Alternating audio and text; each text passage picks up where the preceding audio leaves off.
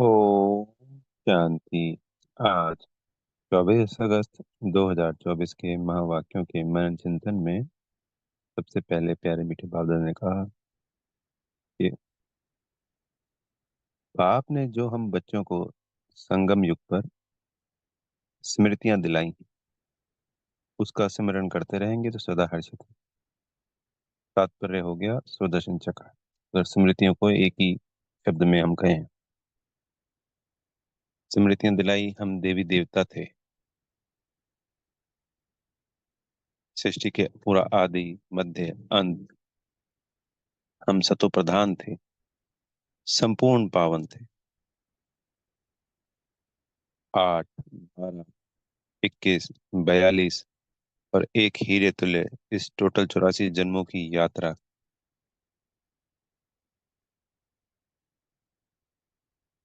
तभी बाबा हर बार कहते हैं, मुरली में कितनी बार आता है? कल की मुरली में 84 शब्द शायद 10 बार आया होगा, आज भी मुरली में 84 शब्द। तो ये 84 कैसे पूरा होता है?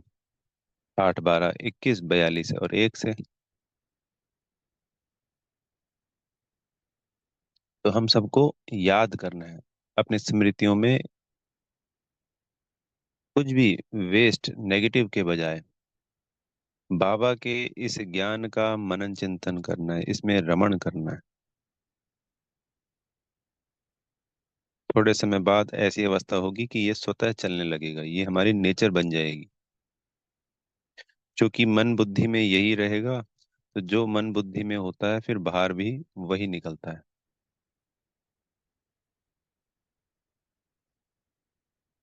यानी मुख से भी वही निकलेगा और हमारे कर्म भी वैसे बन जाएंगे।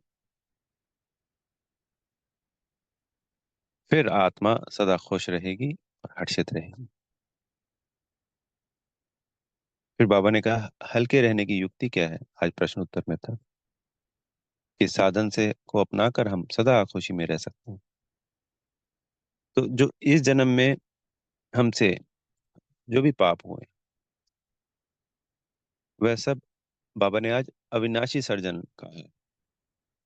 वैसे तो बाबा को लेटर लिखना होता है, जो भी बच्चा बाबा का बनता है तो उस वक्त ये समझाया जाता है कि आप लेटर में इस जन्म की जो जो गलतियां हुई, पाप हुए, विकर्म हुए, जो जो याद है आपको बचपन से लेके जब तक हम बाबा का बच्चा बनते हैं, वो सारे लिखकर बाबा को सौंप देने चाहिए। तो बाबा ने कहा, उनका 50% तो मैं चुकता कर देता हूँ, माफ कर देता हूँ, और जो पिछले जन्मों के हैं उनको बाबा की याद से चुकता करना होता है। तो आत्मा के ऊपर जितना पापों का बोझा होगा वो उतना ही मतलब खुश नहीं रह पाएगा। तो बाबा की याद से 63 जन्मों के विकर्म विनाश होते जाएंगे, आत्मा की खुशी बढ़ती चली जाएगी, हल्की होती चली जाएगी। जैसे आप इसको ऐसे समझ सकते हैं, हम किसी यात्रा पे जा रहे हैं और हमारे पास 20 किलो का बोझा है जो हर वक्त रहता है हमारे पास। तो उस यात्रा का हम आनंद नहीं ले पाएंगे। 20 किलो का बोझा, हमें वो बोझ लग रहा है, वो परेशान कर रहा है, हमारा सारा ध्यान उसकी तरफ है। या समझ लो नग ज्यादा है हमारे पास, यानी कि एक ही आत्मा के पास 7 7 नग है, 5 5 नग है, तो वो उन्हीं को संभालने में लगा रहता है, ध्यान उन्हीं की तरफ रहेगा, सारी ताकत वहीं वेस्ट हो जाएगी। उसी यात्रा के दौरान एक एक नग कम होता चला जाए। मान लो 7 है, 7 से एंड में एक रह जाए मात्र। तो जैसे जैसे 6 5 4 3 2 कम होते चले गए, आत्मा हल्की खुश रहेगी, उस यात्रा का आनंद ले पाएगी। या वो जो वजन था 20 किलो से घटते घटते घटते घटते 1 किलो 2 किलो पे आ जाए बस। ऐसे ही जो 63 जन्मों का पापों का बोझा है आत्मा के ऊपर, बाबा की याद से वो चुकतू होता चला जाएगा, आत्मा हल्की होती चली जाएगी और सदा खुश रहेगी। ज्ञान का रमण मनन चिंतन चलता रहेगा, फिर करना भी आसान होगा, बाबा की याद भी सहज हो जाएगी, बाबा की कशिश भी होगी। और जिस दिन वो पापों का बोझा उतर गया तो अतीन्द्रिय सुख की भी प्राप्ति होगी ही होगी इस पुरुषोत्तम संगम युग। वो सतयुग में नहीं होनी है, वो यहीं इस पुरुषोत्तम संगम युग पर ही होनी है। तो उसमें सबसे पहला क्या होता है, इस जन्म के पाप जो हमने किए हैं उसका बोझा तो कम से कम आधा करें एक ही साथ। कितना सहज है, लेटर लिखा और आधे हो गए। तो बाबा को यानी रूहानी सर्जन जी को बीमारी किसको बताई जाती है? डॉक्टर को तो बताते हैं ना, तो हमारा डॉक्टर कौन है? पापों का बोझा किस पे है? रूह पे। तो जो अविनाशी सर्जन है, उनके आगे रखना है। तो अगर किसी ने अभी तक नहीं भी लिखा है, नहीं कहा है, तो आप बताइए और फिर देखिए, सौंप दीजिए, ये पाप हुए, मेरे से ये गलती हुई, क्षमा मांग लीजिए बाबा से। उस आत्मा से मन ही मन करना है और बाबा को सौंप दीजिए, अब रूहानी सर्जन जी को। फिर बाबा ने आज मुरली में वही बताया कि जो स्मृतियां आई हैं, जो बाबा ने हमें दिलाई हैं, कि हम आदि सनातन देवी देवता धर्म के थे, हमारा हमारा अपना राज्य था, हम पूरे विश्व के मालिक थे, ये सब स्मृतियां तो आई हैं। उस वक्त कोई दूसरा धर्म नहीं था। एक कुल, एक भाषा, एक धर्म, एक देश।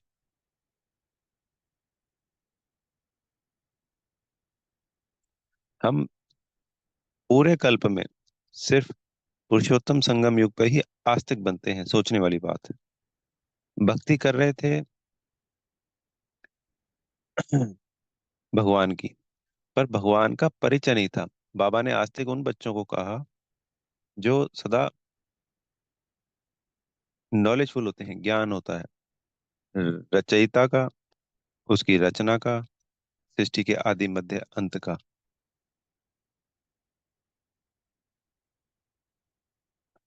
उसको नॉलेजफुल कहा जाता है, उसको आस्तिक कहा जाएगा। सिर्फ भक्ति कर रहे हैं देवी देवताओं की अज्ञानतावश, वो आस्तिक नहीं है। ये बड़ा वंडरफुल पॉइंट है। तो इसी में जब स्मृतियां आई हैं, तो हमें हमारा स्वदर्शन चक्र घुमाना है, 84 की यात्रा का, वर्णों को याद करना है, कहाँ देवी देवता कुल था। बाबा ने ये भी क्लियर किया कि जब द्वापर आता है तो रावण राज्य शुरू होता है, तो हम देवी देवता रह नहीं सकते।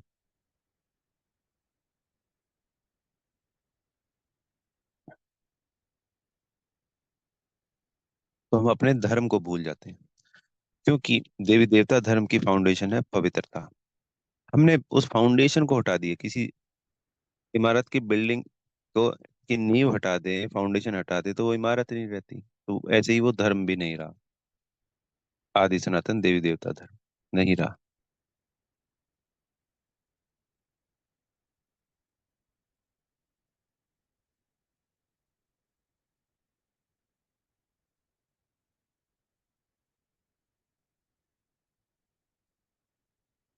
तो अपने आप को हिंदू कहलाने लग गए।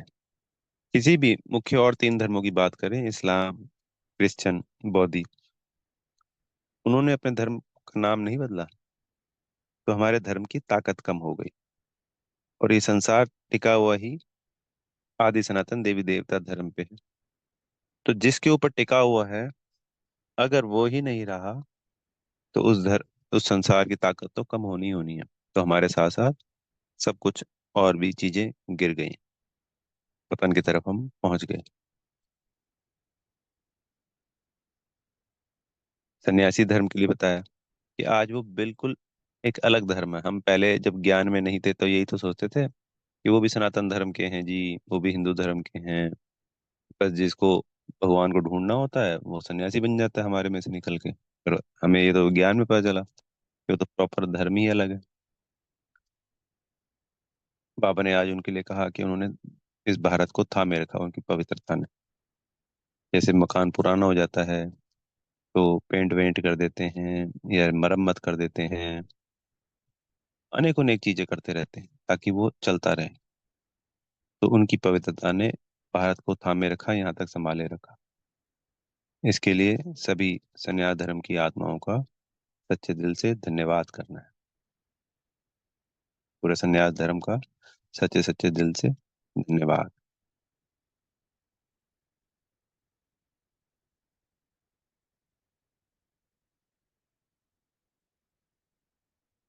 यही पुरुषोत्तम संगम युग मिलता है, माफी मांगने के लिए तेरे जन्मों के लिए जो गलतियां हुई, और बेहद का धन्यवाद प्रकृति के पांच तत्वों का, बाबा का, बेहद के सभी आत्मा भाइयों का, सबका रोज मनी मन धन्यवाद भी करना है, माफिया भी मांग।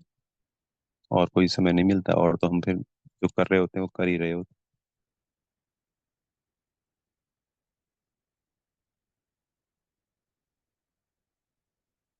फिर बाबा ने आज ज्ञान विज्ञान की फिर बात कही कि नाम रख देते हैं विज्ञान भवन, पर ना ज्ञान का पता और ना विज्ञान का। ज्ञान और विज्ञान सिर्फ एक ही जो बाबा ने दिया। ज्ञान जो हम रोज बाबा की मुरलियां पढ़ रहे हैं, यही एक सच्चा ज्ञान है। पूरे कल्प में एक सिंगल सच्चा ज्ञान, ना देवताओं के पास, ना क्षत्रिय वैश्य शूद्र किसी के पास नहीं, सिर्फ हम ब्राह्मणों के पास। 100% सत्य ज्ञान, ऊंच से ऊंच ज्ञान, सर्वश्रेष्ठ ज्ञान, सर्वोच्च ज्ञान। और विज्ञान भी यही, बाबा की याद। 63 जन्म मनुष्यों को याद किया, पहले की जन्म देवी देवताओं को तो याद करते रहे बस। उतनी याद तो चलो नहीं होती उस वक्त, पर हम जानते किसको है, वही देवी देवताओं को तो जानते हैं। यही एक सत्य याद है, और यही एक सत्य ज्ञान है। पक्र होना चाहिए, इसके सदा नशे में रहना चाहिए। अपनी स्मृतियों में सदा रखना है, हम कौन है, आज कौन है, कल क्या बनने वाला हूं। विश्व का मालिक बहुत बड़ी बात है, सोच के देखिए। इस लक्ष्य के लिए कितने राजा महाराजाओं ने पिछले 2000 वर्षों में कितनी कितनी युद्ध और लड़ाइयाँ लड़ी। जब नशा चढ़ गया, फोकस हो गया, तो उस काम पे लग गए। सफलता असफलता अलग बात है, पर हमें तो कितनी सहजता से वो विश्व की राजाई वापस मिल रही है, और मिलनी ही है, निश्चित है। सब कुछ सबको पता है जो ज्ञान में चल रहा है। इसके लिए सारा फोकस ज्ञान पे ही करना है। व्यर्थ की बातों में समय नहीं गंवाना है, बहुत गंवा लिया, अभी भी थोड़ा समय बचा है। वरदान में आज बाबा ने स्पेशली कहा, विशेषता के संस्कारों को नेचुरल नेचर बनाए, साधारणता को समाप्त करने वाले मर्जीवा भाव।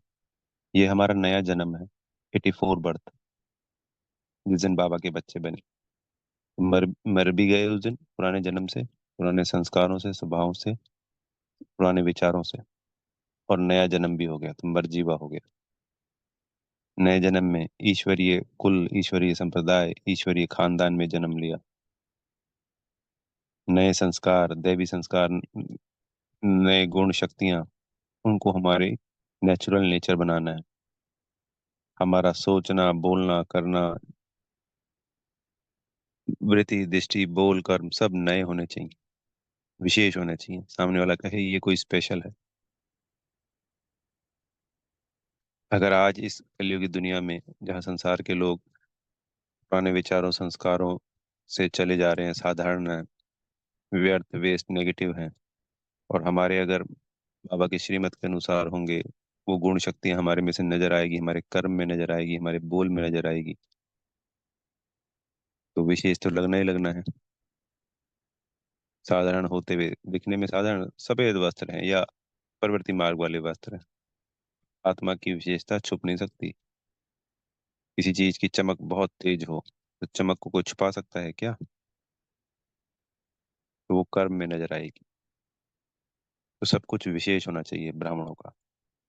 हम ब्राह्मणों की वो विशेषता नेचर बन जानी चाहिए, नेचुरल नेचर। जैसे पुराने नेचर हो गया था ना, ये तो मेरी नेचर है, स्वभाव संस्कार है, वो बदल के अब नए स्वभाव संस्कार जो बाबा से हमें मिले, वो हमारी नेचर बननी चाहिए। फिर स्लोगन में कहा, रॉयल वह है जो सदा ज्ञान रत्नों से खेलते हैं। तो जो रॉयल कुल की आत्माएं होती हैं, मान लो देवी देवताओं की हैं, तो किससे खेलते हैं? रत्नों से खेलते हैं।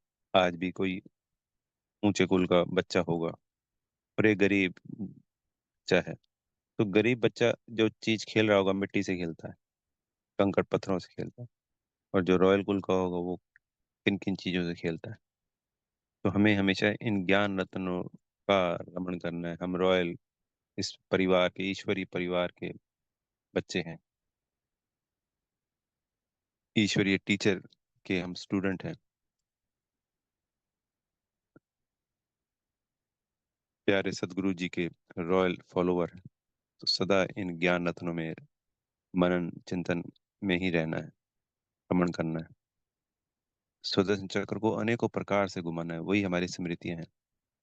इन स्मृतियों को बार बार दोहराने से हमारी अवस्था ऊंची होती है, हमारे विकर्म विनाश होते हैं, बाबा की याद स्थायी रहने लग जाती है। बहुत मजा आनंद है, सर्व प्राप्तियां हैं इनसे। व्यर्थ, नेगेटिव, अपवित्र सारे संकल्प समाप्त होने लग जाते हैं। सबकी काट है ये, यही स्मृतियां जो बाबा आज कह रहे हैं मुरली में। मुरली के जो भी पॉइंट होते हैं, उस दिन की मुरली के 3-4 पॉइंट लेके अपने अपने जो पसंद के आते हैं दिल से, खुशी से उनको याद करो, मनन चिंतन करो, उनकी गहराई में जाओ। फिर देखिए, सिर्फ ज्यादा दूर की बात नहीं, 10-15 दिन, मैक्सिमम महीना आदत बन जाएगी, और अपनी अवस्था देखेंगे कितनी ऊंची से ऊंची हो जाएगी। तो सदा फिर इन ज्ञान रत्नों से खेलना है, पत्थरों यानी वेस्ट से, नेगेटिव से, उनसे नहीं खेलना है। अच्छा। ओम शांति। बेहद का धन्यवाद मेरे प्यारे मीठे बाप दादा जी का।